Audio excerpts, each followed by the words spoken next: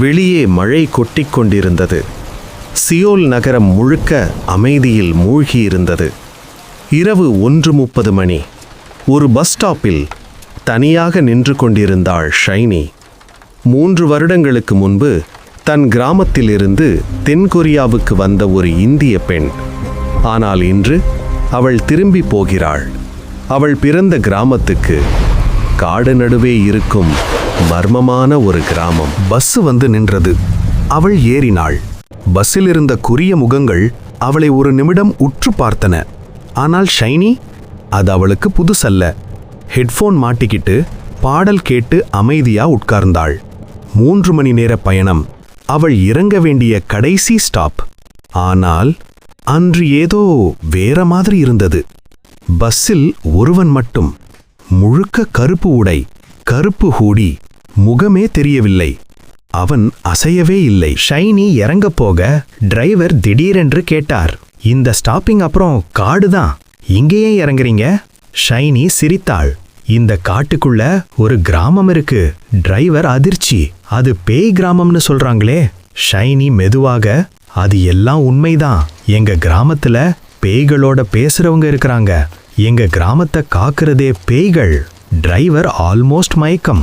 ஷைனி சிரிச்சிட்டு காட்டுக்குள் நடந்துச்சு. மழை நின்றது. காடு அமைதி.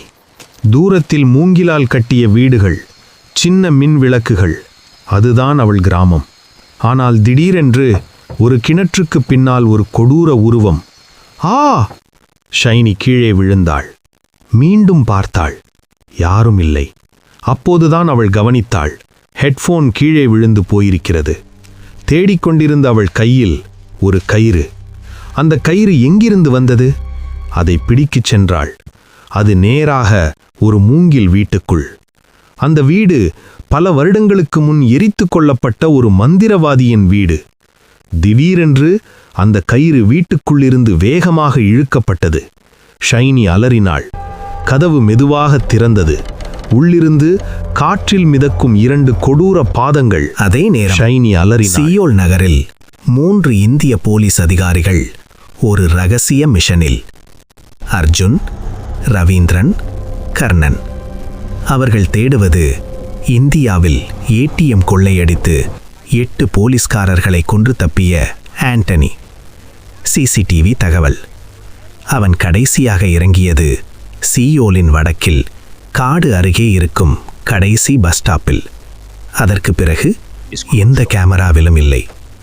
ஏன் தெரியுமா? அதற்கு பிறகு அங்கு ஒரு பேய் கிராமம் இருக்கிறதாம். ரவீந்திரன் நெஞ்சை பிடித்து கொண்டான். ஐயையோ, இது செங்குழலி பார்ட் 2வா? ஷைனி அந்த கிராமத்துக்குள் சென்றாளா? கருப்பு உடை போட்ட மர்ம மனிதன் யார்? ஆண்டனி அந்த பேய் கிராமத்தில் தான் இருக்கிறானா? அந்த மந்திரவாதி வீடு உண்மையிலேயே காலியா? இது ஆரம்பம்தான். தொடரும். அடுத்த பார்ட் வேணும்னா வீடியோக்கு லைக் போட்டு சப்ஸ்கிரைப் பண்ணியிருக்கேன்னு வச்சுக்கோங்க.